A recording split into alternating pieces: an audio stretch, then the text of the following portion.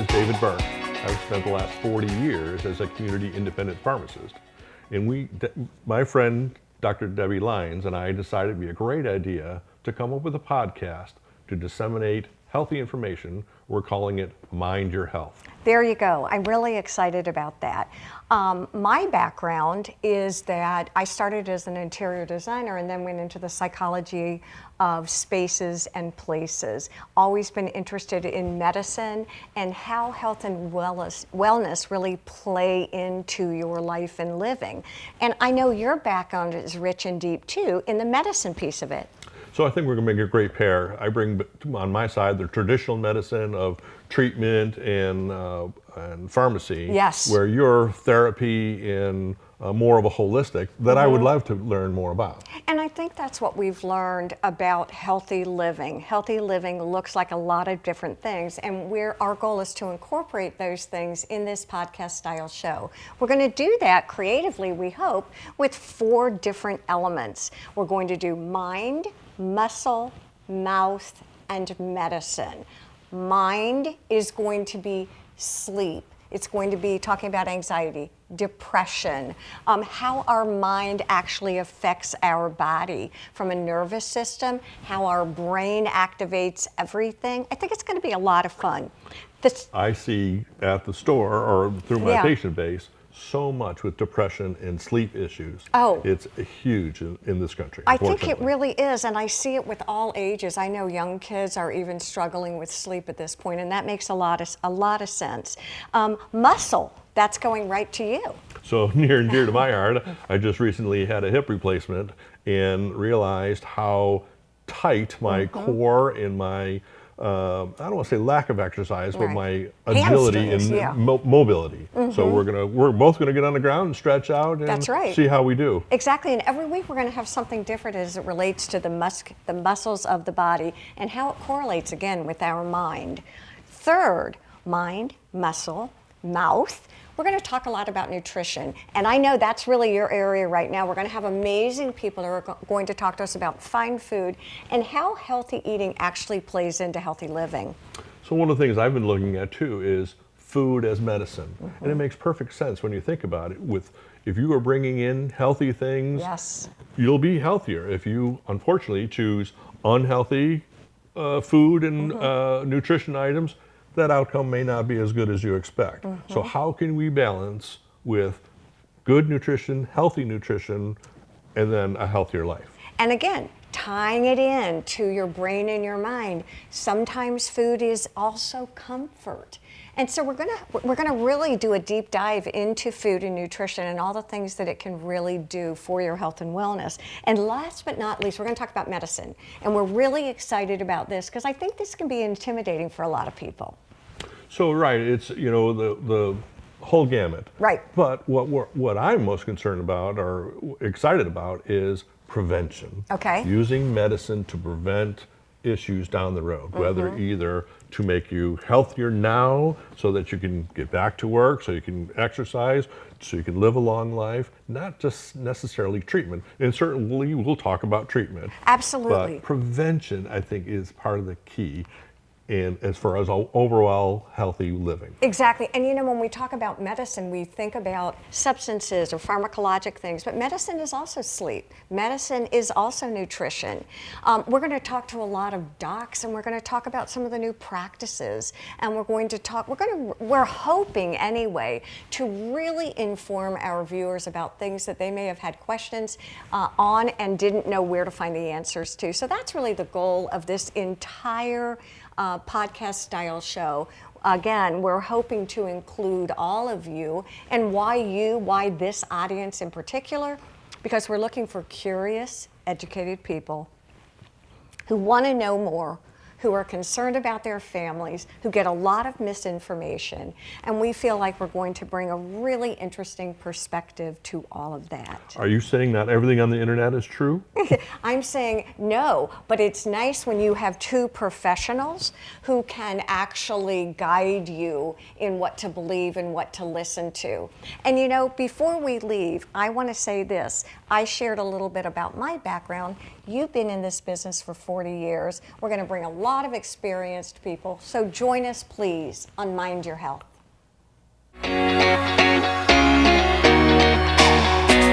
Hi, welcome again to Mind Your Health. Today I'm joined by Dr. Debbie Lyons, and a subject near and dear to my heart is sleep. And you get to ask me about sleep now, too. We were talking about it a lot before we even started the segment. And one of the things that you made reference to is at the pharmacy, and as a pharmacist, sleep is something that comes up for you all the time. Almost every single day. And it ranges from over-the-counter sleep medicine to prescription sleep medicine to non-pharmaceutical treatment for sleep. Music at nighttime, getting off of social media, all those things are all tied together. And I love to talk about it when we're talking about the mind and we're talking about sleep, because it's really interesting, David. Sleep is free, natural, it improves your cognitive abilities, it can help you lose weight, it can cure depression. It can do a lot of things if we just learn to manage it. And there are so many ways that we can learn to manage it. I think the easiest thing, we hear sleep hygiene all the time, but it's very easy to say sleep hygiene and very difficult for people to actually manage their sleep hygiene. And I tell people all the time, probably the easiest things to do, number one, 67 degrees. Everyone's looking at me like, what? That's cold. It's cold, but we have to lower our body temperature 3 degrees at night to get cognitive restoration and really get a good night's sleep, number one. So if we can lower that and then raise it in the morning, that's probably the best thing. Dark room, and of course any more with blue lights and lights. It was funny, I was looking the other day before we were coming to do this, and I had no idea how much light was coming from different places in my room. And as I'm talking about sleep hygiene, I'm like, gosh, there are places I can really make improvements too. The third thing is making your room and your bed for sleep and snuggle only. And I think a lot of us, and I'm guilty of that too, I read in bed, I may scroll social media, I play Wordle in bed. You know, there are many things that I do. How about you? Are you good about your sleep hygiene? I am, actually, because standing all day and working still at my tender young age, I'm exhausted by the end of the day. Okay. So when I crawl into bed, I go to sleep fairly quickly, and I'm good for a good 7-8 hours, depending on the day. Good for you. Yes. One of the things when people say they struggle with sleep, and we'll do a couple of segments on this so we can really do a deep dive, is the most important thing for sleep, again, if we're talking about hygiene, is get up at the same time every day, within an hour. Because I know a lot of kids, I've got teenagers, I've got grandkids, and I know that they'll go to bed at 2 in the morning and they'll get up at 11 at night, or 11 in the morning. Go to bed at 2 in the morning, get up at 11 in the morning. But my suggestion is go ahead and get up at their regular time at 8 o'clock. Build that sleep pressure. That's a great way to stay on that circadian rhythm and get your sleep. If you miss an hour or two, you go to bed later, don't worry about it. The next day you'll make it up. And naps, 20-minute power naps are pretty great. But anything longer than that, for most people, most of the time, I probably don't recommend. Well, I think part of the key there too is understanding where you are in life with your circadian rhythm. Okay, that's fair. Because it does change. Yes. You know, teenagers absolutely need that late morning, but then again, they can stay up until midnight, 1. It changes in life.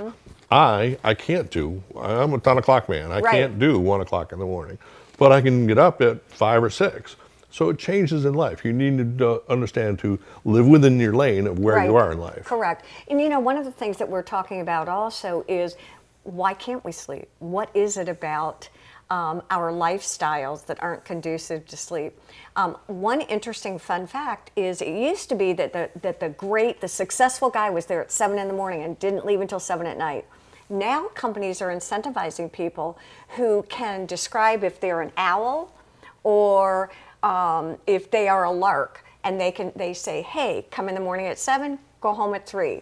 If you're an owl, come in at 11, go home at 7. And companies are really much more aware of sleep patterns and are much more willing to work with people.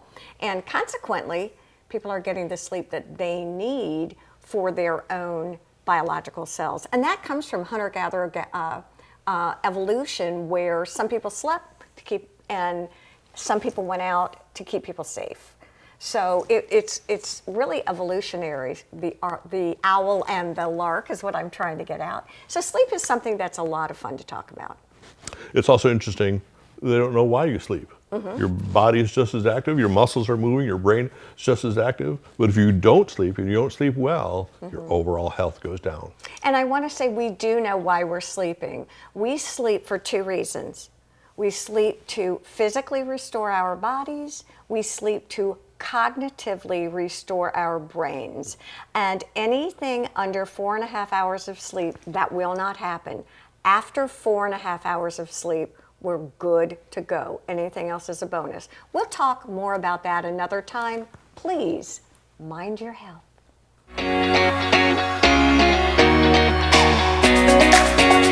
Welcome to Mind Your Health.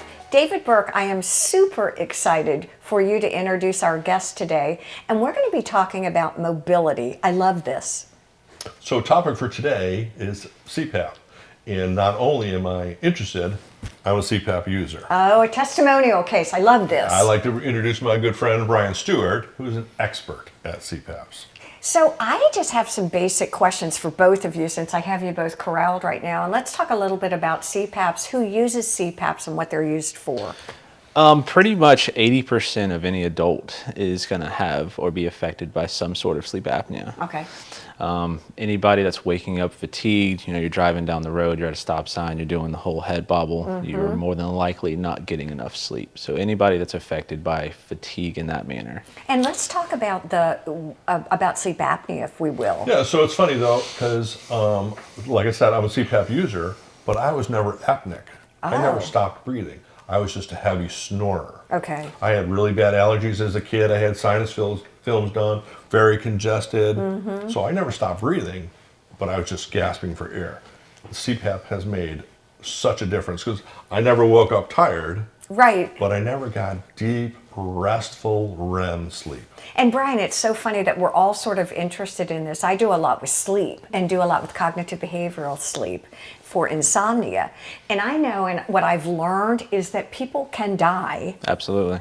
Okay, if their sleep is disrupted and they don't get enough oxygen in. Yeah, sleep affects every single part of your life, every single day. Talk to us about what you brought today, because we love a good product demonstration. Yep. This is amazing. So a lot of times people come into the pharmacy and, they're almost nervous to get set up. They've heard the horror stories of old-time CPAP machines. It's just a lot of pressure. It's a lot of air. It's very uncomfortable. In the past decade, CPAP has come so far. Normally when you would set up an old machine, it would be 1 set pressure, and no matter how you breathe, that's how you get your pressure, your therapy delivered. These new machines like the ResMed S11 and the Travel Air Mini, they're auto titrating. Travel. Okay. Yeah, so this is the smallest CPAP on the market now. Both this one, the Air Mini, and the ResMed S11, they're auto titrating devices. Auto titrating meaning? Yes, so like the old ones, you set 1 pressure, let's say 16. Doesn't matter if you take a shallow breath or a deep breath, you're getting that set pressure. These new machines actually auto titrate or change to your breathing habit. It knows how you breathe. I love, It only pushes out on inspiration. Right. Before I had one, it was like turning the vacuum cleaner inside out. Right. It's gentle, soft. These new machines, on inspiration. Yeah, the new machines will only give you what your body demands between 2 certain pressures versus just 1. Wow. From what I understand, people are intimidated by CPAP machines. Like you said, they have this negative connotation, but no.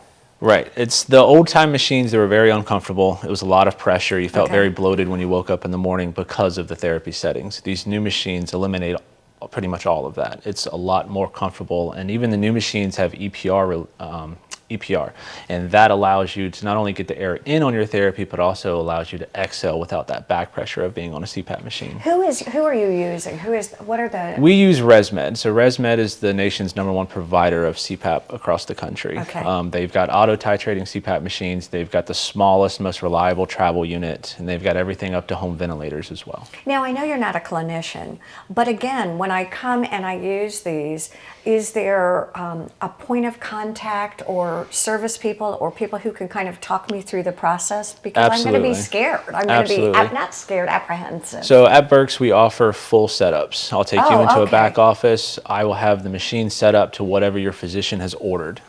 All of the prescriptions and the settings has to come from your physician. After I have that order, I can set up the machine to what your doctor wants. And then we'll try on different masks for comfortability. We'll go through the entire device. That way when you go home, all you have to do is plug it in and sleep. Talk to me about. I was going to say about options. Okay. So some people use the masks. That's just what I was going to ask. I use the little air pillow because some people are like, I can't have anything on my head. Either runs the gamut of how you do. Because I slept on my on my belly on my side, and this changes you to a back sleeper. But I can do back and side with no problem with the mask or with the hose on. So really what I hear from you and what I hear from you is don't be intimidated by CPAP machines. Embrace it, love it, change your life, and mind your health. That's right.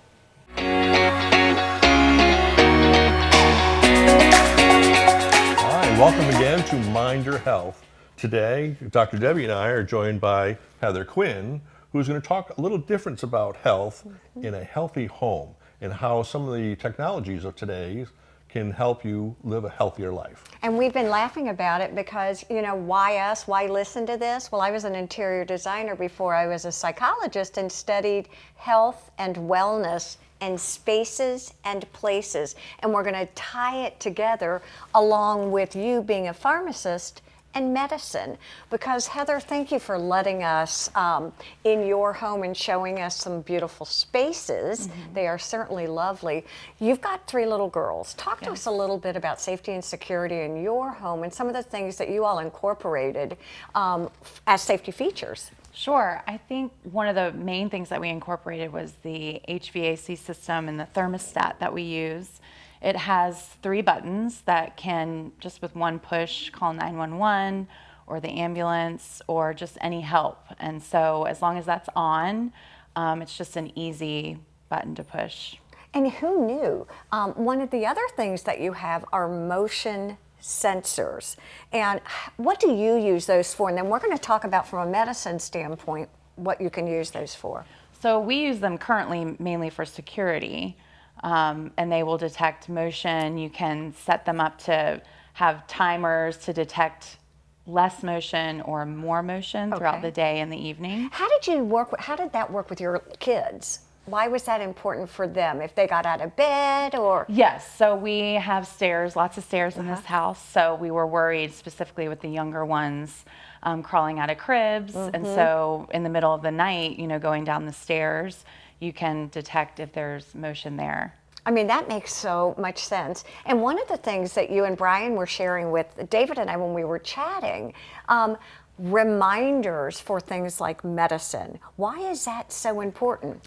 Absolutely true, but I want to go last point too on it's also the lack of motion. Sure. Oh. So you can set it up, God forbid, you fall on the ground or on the floor and you can't get up, then the motion detector is going to know, hey, you're home, but there's no motion.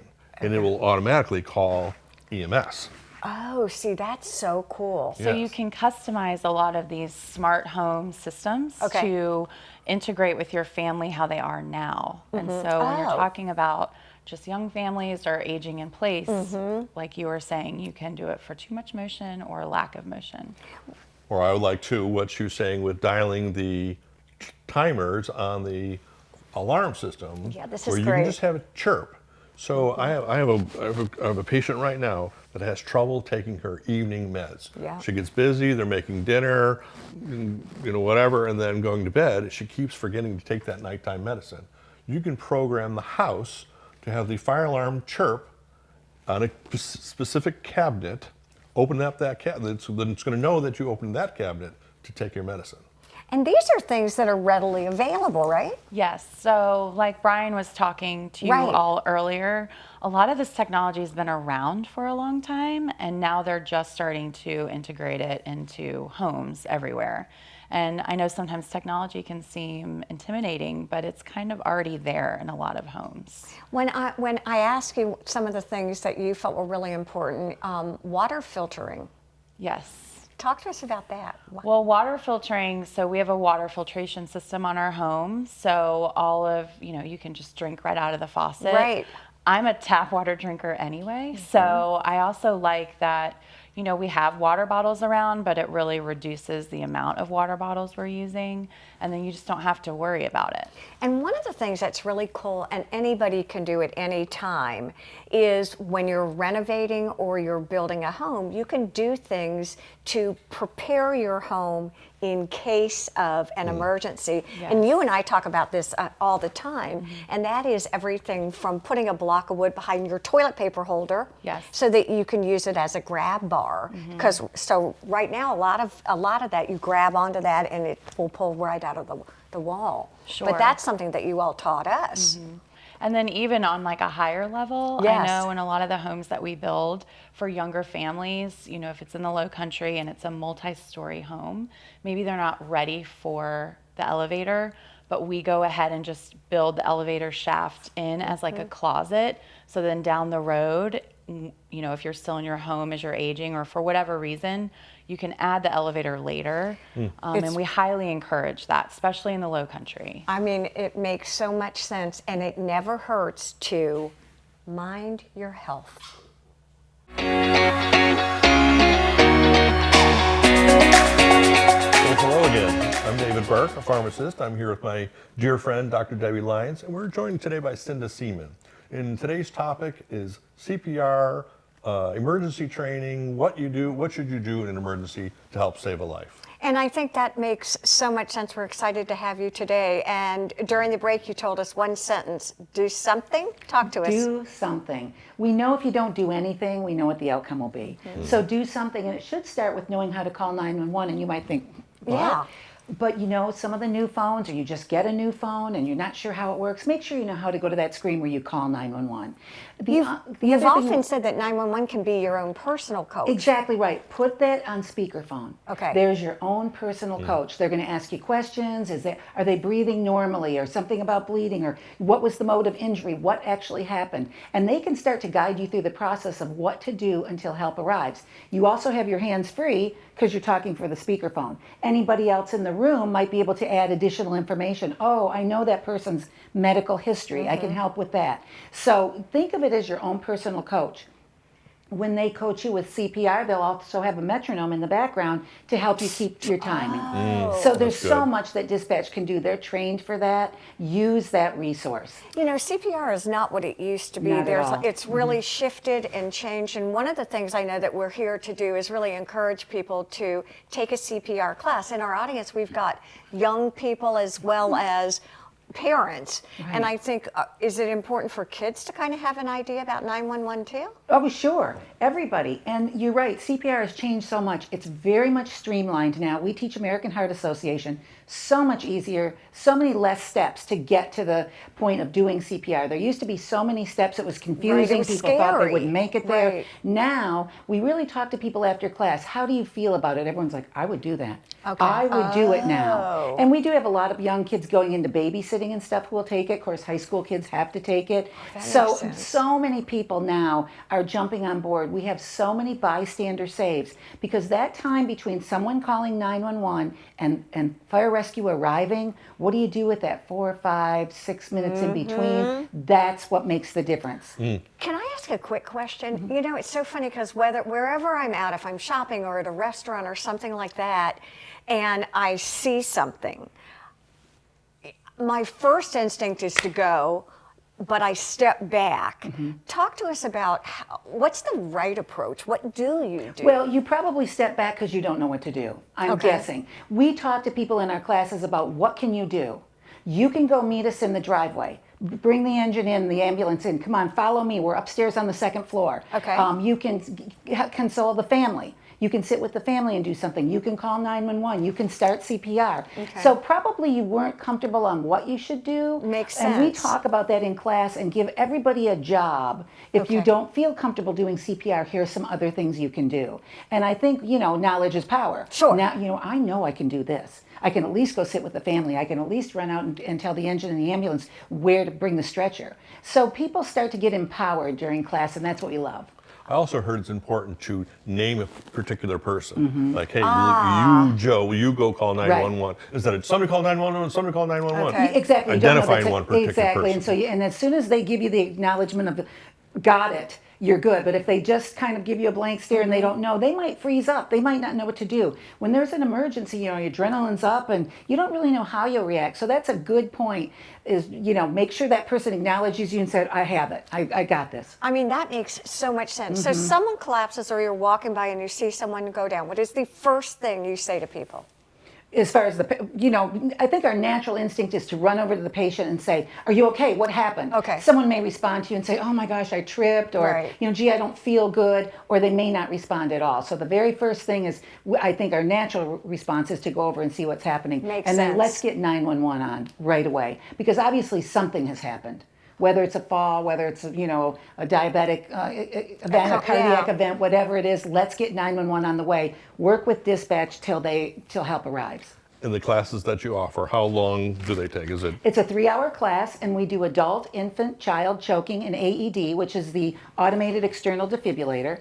And they are free. Our classes are free. We have nights, we have weekends, we have mornings. So we try to offer a variety of times to work with people's work schedules. And my assumption is no matter where you are, whether you're in the low country, whether you're on the West Coast, there are also classes that are available. And the bottom line and the takeaway for us today is don't just stand by. That's right. Do something. something. Exactly. Always to mind your health.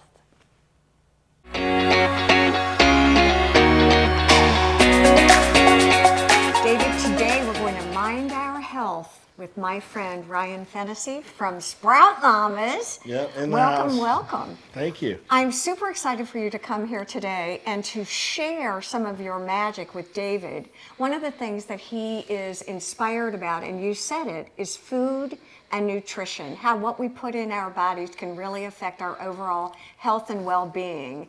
So one of the things that inspires me with Sprout Mamas is how you can create these amazing dishes that really they are, and they're Making me blush delicious. over here. Yeah, they're delicious. What are we making today?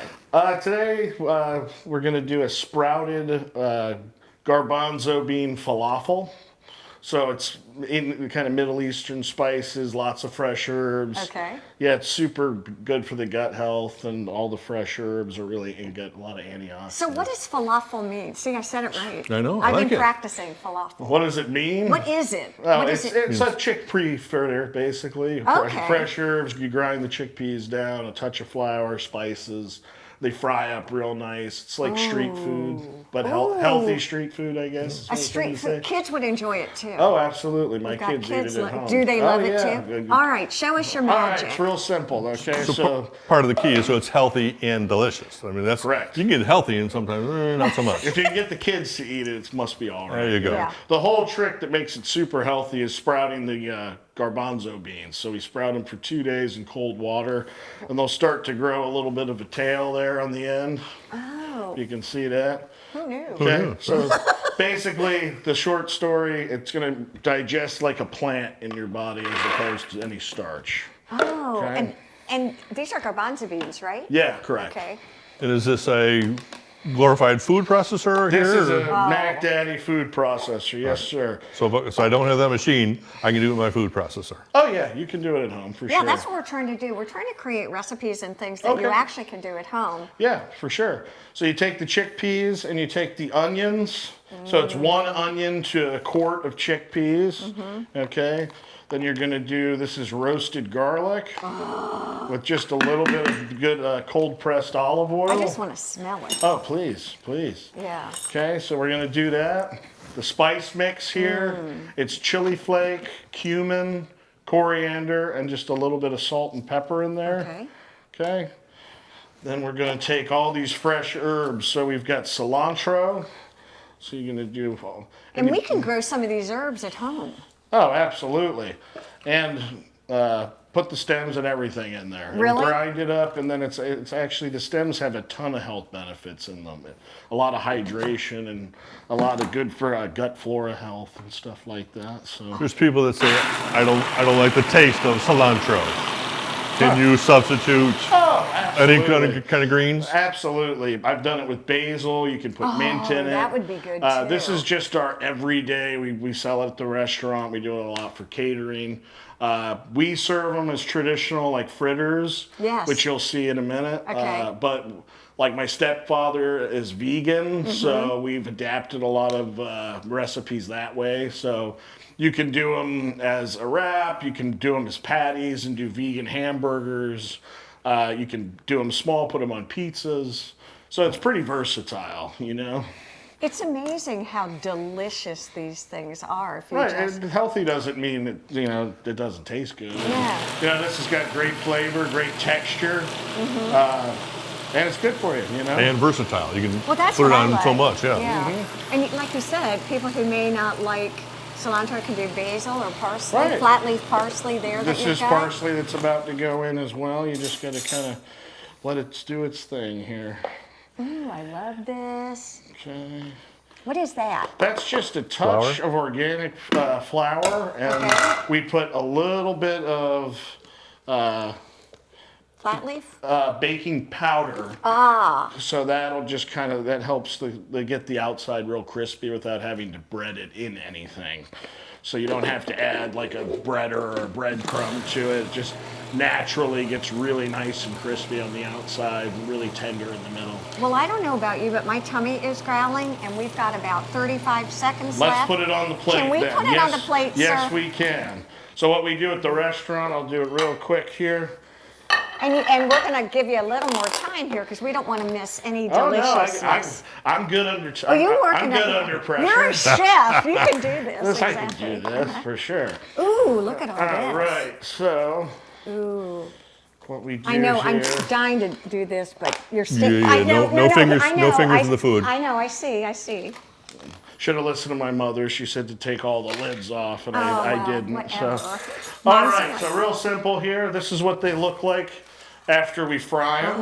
Okay, just in good clear oil. Once your thing's done, do you put it in the refrigerator to cool it down to help it come together? Yeah. After this is done, Okay. I usually let it sit, and it'll kind of, you know, Gotcha. get All right. itself Excuse ready me, to do go. you cook? Telling you what, this is just A Renaissance man. This is just a roasted red pepper sauce we make at the restaurant. Okay. Real simple. Maybe the next time we can make that. Yeah, that would be great. Yeah, it's super healthy. Lots of fresh vegetables Ooh, that and looks herbs. good. Okay, so we do that. We do a little bit of this pico de gallo we make at the restaurant. Also just really fresh, really crisp. Okay, then we're gonna place our falafels here. Oh my gosh, those look gonna so do it. good. Let's just do two, should Look be at these. enough. And then we're gonna make just a real quick salad. There's a little salt and pepper in these citrus greens. Yes, we're going to Okay. have you show this too. Okay. Ooh. Okay. Then we take these limes and we char them on the wood fire. Add a little bit of that, just for a little bit more freshness on top. Were you always a foodie? I didn't have a chance. I was born in the restaurant business, so yeah. My parents owned restaurants since I was not even on this earth. So Oh my God, that's all I Ryan, know. you are amazing. Looks beautiful. Look at this. We're going to hold it thank up you. and Yep. bon appetit. Yep. So there's your falafel fritter right there. Look at this. What a wonderful way to mind your health. That's right.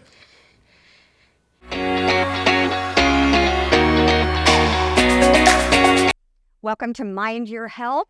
We have a wonderful guest today, David. We have Amy Diamond, and we're talking about the connection between our minds and our bodies. It's what we do. So, of course, we're outside with Amy, who's a physical therapist, to talk a little bit about that connection between our mind and our body and why movement is so important. Thank you, thank you, thank you. Yes, looking forward to it. know. I need movement myself. I know. We're both like, okay, what do we do now? Right.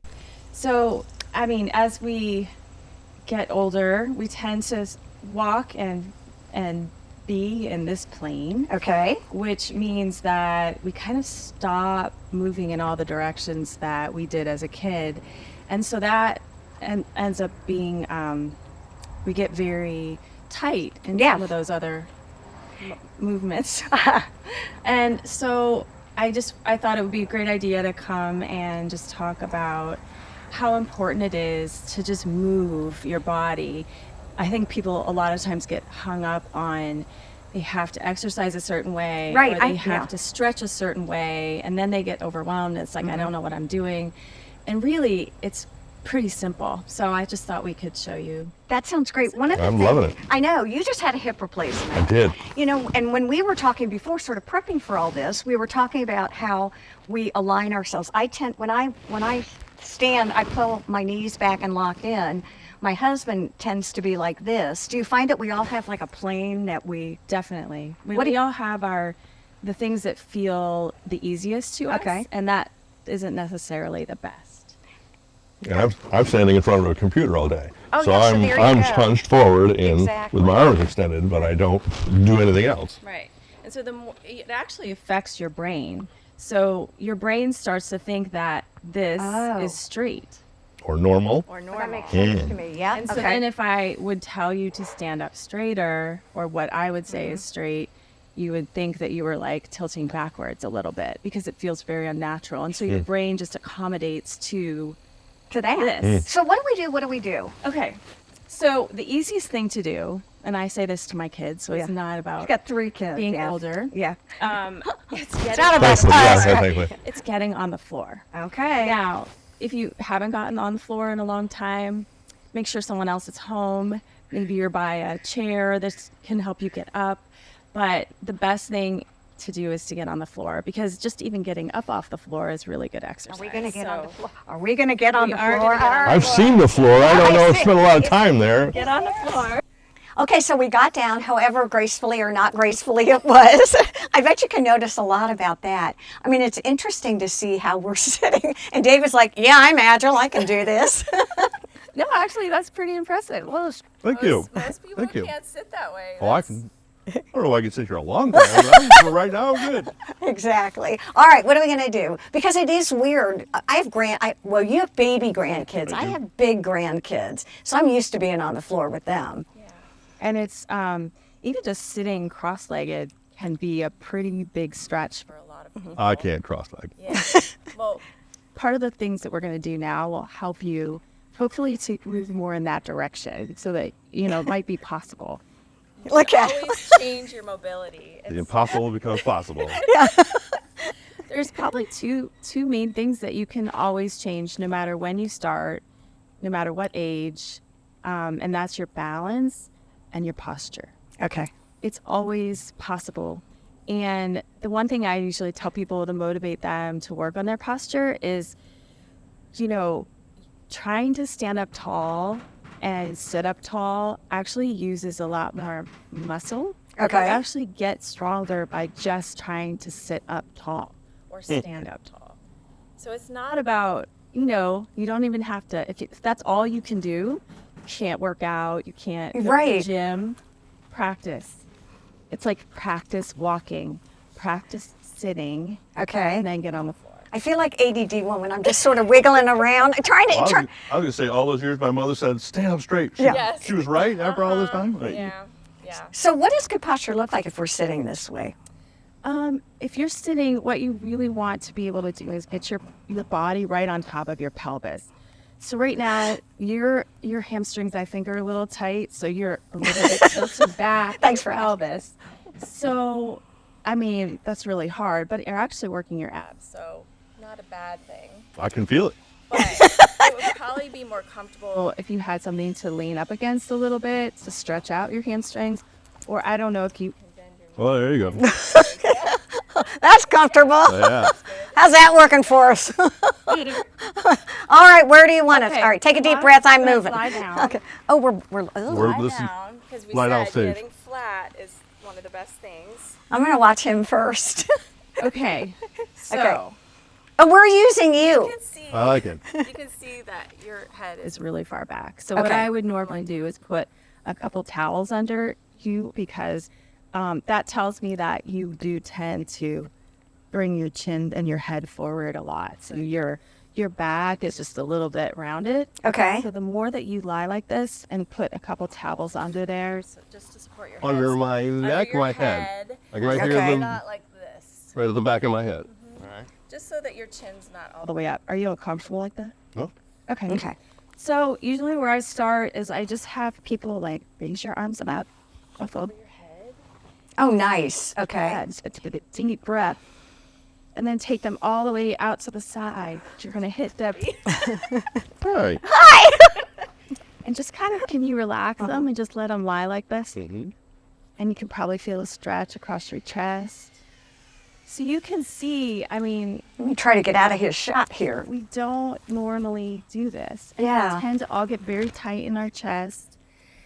You might even feel a stretch all the way down your arms because you just aren't doing this movement. And then, I don't know if you all did snow angels as a kid. Oh, gosh, every time. Okay, all right, let me move again. Hold on. Don't whack me here. Yeah, Okay. Just go all the way down to your sides and then all the way up over your head. head. Take a deep breath. Okay. And come back down. And then are you able to bend your knees up? Mhm. So the other thing that tends to get really tight and limited are your hips. And so one of the easiest things I think to do is to just, you want to kind of let this leg fall out to the side and then take this one over. That's what we did in the doctor's office. And you can, As you're She's swaying physical one side to therapist. the other, you want to keep that arm out to the side and look that way. so you Kind of feel this stretch. and then go the other way. Don't call you physical terrorist. Physical terrorist. Take one knee at and a time. So you kind of let this go. And then you kind of bring the other one over and look this way to me. How you Oh, I can feel? remember. I feel good. the biggest I thing feel is, honestly my neck, too. I know, Yeah. you need to support your No, you're fine, you're fine. But the biggest thing is really just kind of move. So it's You can bring your knees to your chest. a little, Do you feel the stretch, right? You feel no, I'm I feel cheesy. like we should roll up a mat Hey, and put Ma. it under your head. Actually, I can do that right now. But so it's really Oh, just, If you that's lift, cool. You're good. it's kind of just lying on the floor and move it different ways. ways that you're not used to moving. And how often should I do this? I don't think, I'm not even going to say because the Should is what I think it's Multiple times a day? Yeah. Once a day? No, Oh, no, no, no. just once a day. I mean, I think if you can do it every day, that would be great. But anything that you can do once a week, once a month, is still going to help. Yep. It's like, it's the fact that you don't do any of these motions at all. We tend to sleep, we get up, we go brush our teeth, we get ready for work, we go to work, we stand however we're standing, we come home, we're tired, we head sit for the on couch. or we Yeah. dinner, and then we go back to bed. And so just kind of lying on the floor or even in your bed, just kind of, moving your arms and just kind of moving your legs in different directions and doing lying like this. This just is for great. a while and taking deep breaths. So the takeaway for our muscle segment is basically just move. Move your body, whether you're in bed, lie down, stand up, pay attention. Wrists, It's also different than stretching. I'm not really such stretching, it's just moving, right? It's moving. And it should shouldn't be painful. It should feel it should feel good. And when you're done, just kind of, you'll notice, you feel be a lot different. You feel a little freer. and you are able to kind of, you'll sleep better. And it's a great way to mind your health. David, today was absolutely amazing here on Mind Your Health. I'd like to kind of do a debrief about everything we learned today. I can already tell what you learned. We just made delicious falafel, and you are still enjoying those. I am. Yes, it was move them over a little off camera and save them for me. And talking about health and nutrition and things we put into our bodies. Loved that. Yeah, I think the bottom line is learning more about what's available to help you and then taking advantage of it. Exactly, and I feel really fortunate to be able to do this with David. You are a Pharmacist, you've been in the medical field for how many years now? Almost 40. I got 39. Yeah. Exactly, and I'm a psychologist, and I feel like we offer hopefully a unique perspective, and I think today was a great example of pulling all of these areas that people don't even imagine work together: mind, muscle, mouth, and medicine. I totally agree. I think we have so many topics that we can cover to help people in their daily lives. We look forward to you continuing to watch Mind Your Health. Looking forward to it. Exactly. We've got great people to share all of their knowledge. And it'll be fun. Exactly. Please contact us also if you have any questions or anything that you would like to learn about. We're always open. We're trying to be interactive and here for you all. So again, David Burke, thank you. Thank all of you for joining us here on Mind Your Health. Thank Claire. Good job.